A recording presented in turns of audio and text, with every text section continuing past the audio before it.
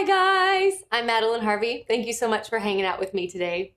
We're going to talk about it. We're going to talk about self-talk and how negative self-talk can make singers quit before they've ever really gotten started. Not only are we going to talk about it, I'm going to give you 4 tools that you can use to overcome the negative self-talk, get a little bit more supportive of yourself, and move forward in your singing. So if you like today's video, please be sure to give it a thumbs up or click the subscribe button below. I would love to see you here more often. The video that you're about to see was a clip that was taken from a live lesson that was shot earlier today. It's rather long and extensive, so if you want to watch the entire live, I encourage you to click that join button below and become a member of this channel. As a member, you'll have exclusive access to all of our lives that we do every Monday and Thursday at 12 p.m. Central Standard Time. So again, just click that join button. It's only $4.99 a month, and your contribution helps to support our channel. That way we can continue to deliver awesome content for you. You ready to get started? Here we go.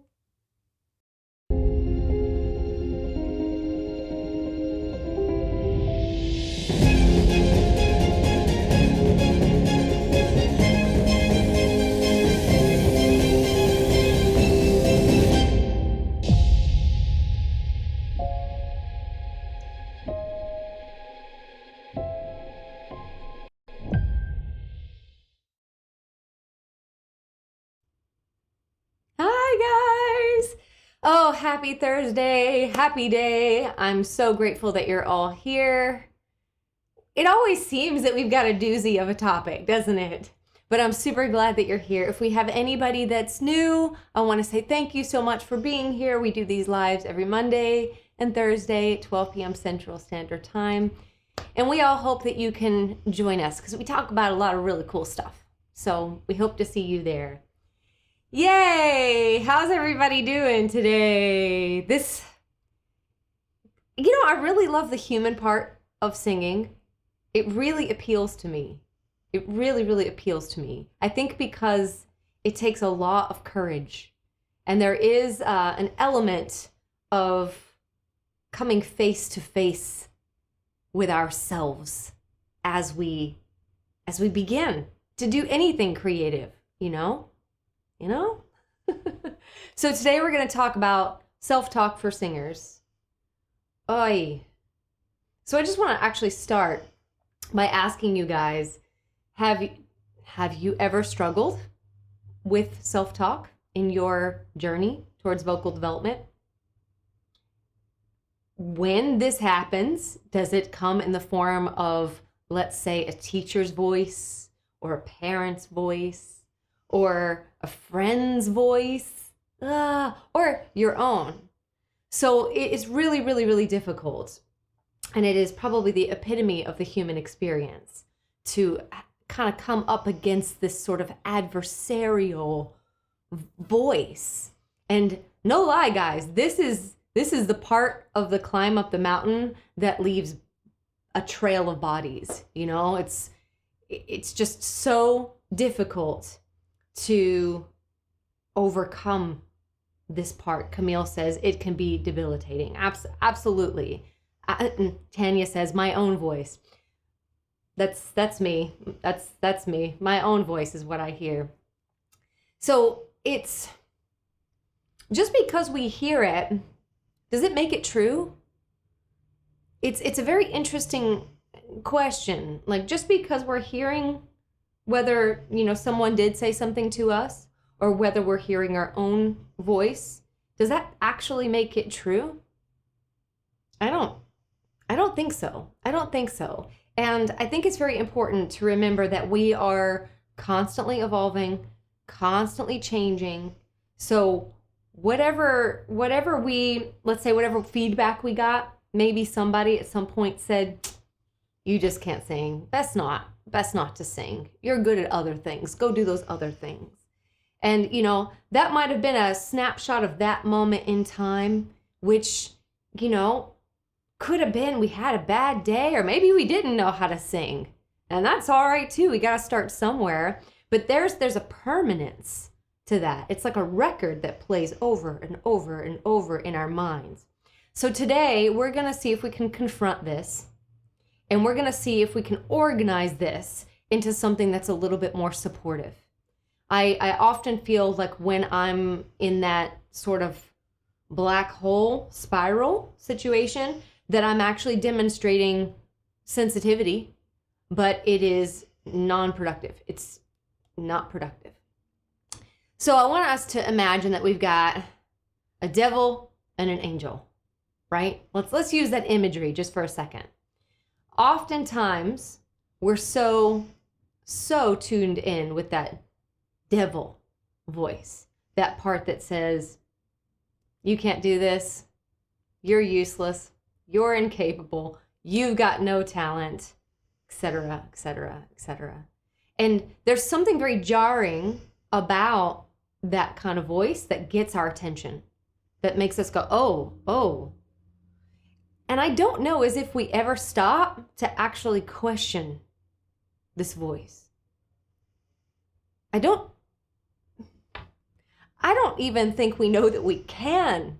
I think we have the thought, it comes in, we're gripped by it, we're stopped by it, and then we just get sad or depressed or doubtful or angry, etc., etc., etc.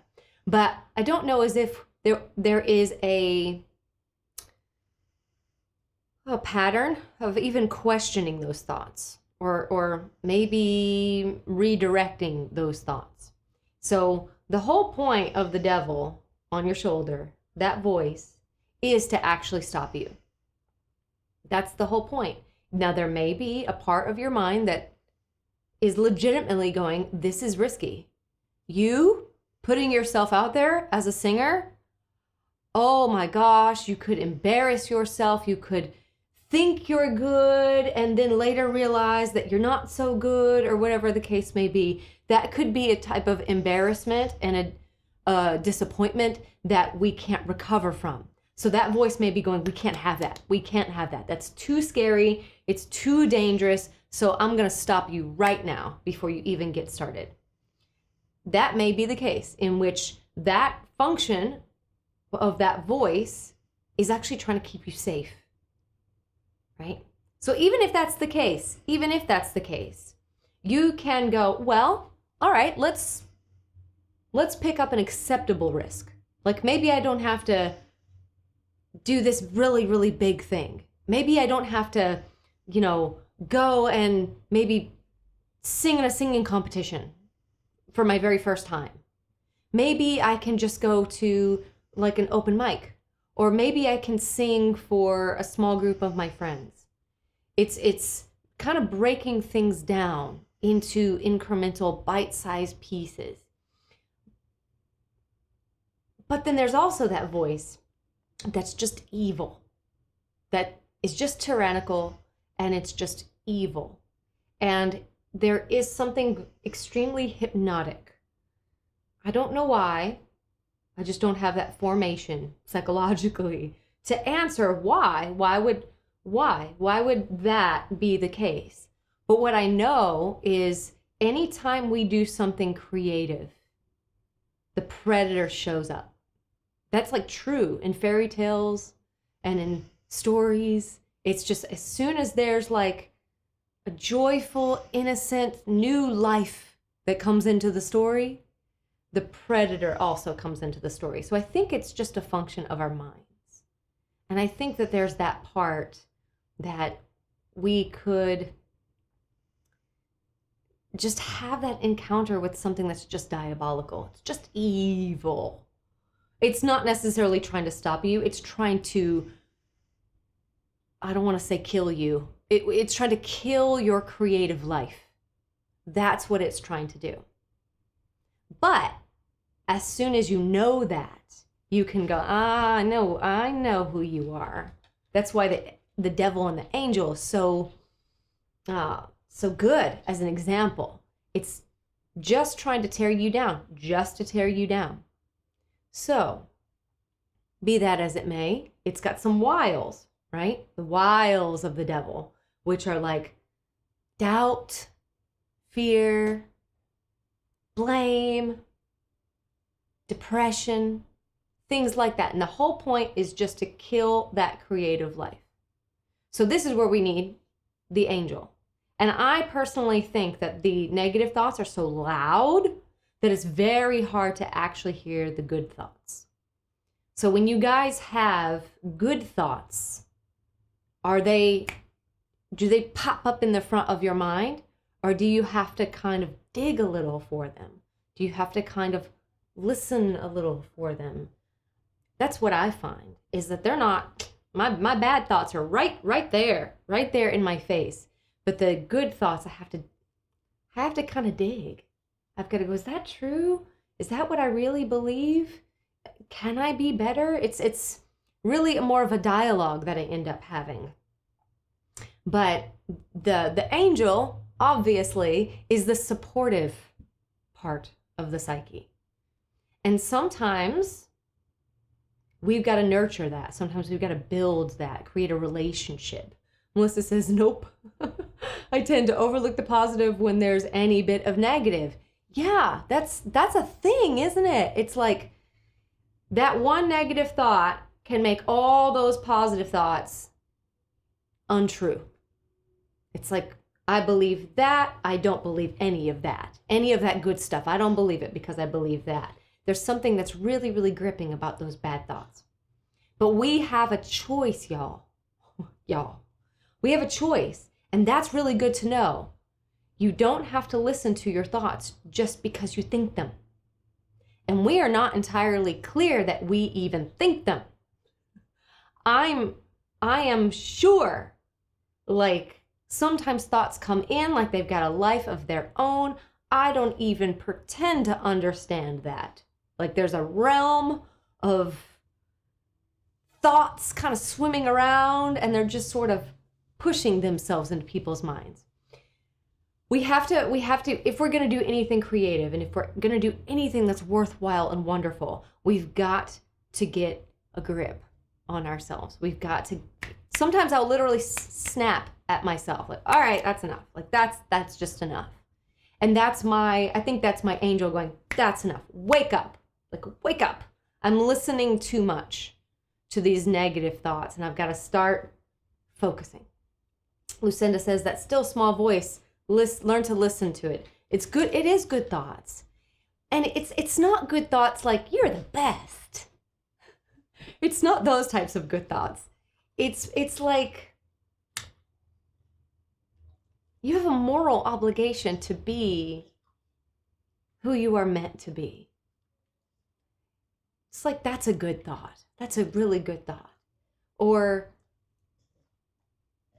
it's your destiny to overcome yourself. Like, that's also a really good thought. And it's so broad, but it's so true for everything that we'll do.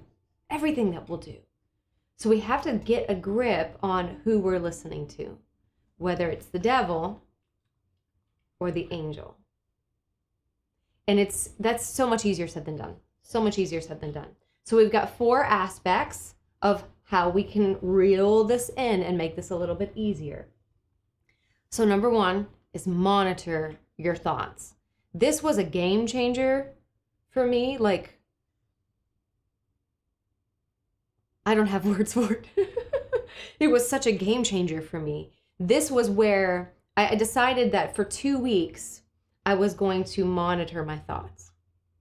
And I realized that most of the negative stuff was not stuff that I was even thinking. Like, I would be doing something. Like, I would be like making dinner or something, and then this thought would come in. So it's not like I'm thinking about the dinner and then this thought's like coming right in. I don't know if that's like telepathy or whatnot, but that was not my trail of thought. So I soon became aware that about 90% of the thoughts that I was thinking were actually quite negative. And it was exhausting. It was exhausting to kind of, I was like this, at least for the first 2 days, just monitoring my thoughts, not from a place of fear, like everything needed to be positive. It was more of a place of gentle awareness. And when I would have a negative thought, I would just sort of stop myself and ask myself, is that really true? Is that really true? And about 98% of the time, it wasn't true at all. It wasn't true at all. Gabriel says baseball is a physical sport, and a batter with an average of .300 gets into the hall. That's exactly right. That's hitting the ball only 3 out of 10 bats. This helps me. So good to know. We're amazing, magical messes. And I do think that really helps. So thanks, Gabe, for that. I think that really, really helps, because just having an expectation that we're going to be a constant moving perfection is absolutely ridiculous. But still, we expect that. We have that standard on ourselves, and that's just not fair. It doesn't allow us to have actually any sort of learning experience, and we know that that's just not the way that life goes. So if you take just a day, I would really say like a day, maybe 2, and gentle awareness of your thoughts, especially when you sing, because this is self-talk for singers, but that's usually where we reserve like punishment for ourselves. And it's like a special kind of self-hatred almost when we sing.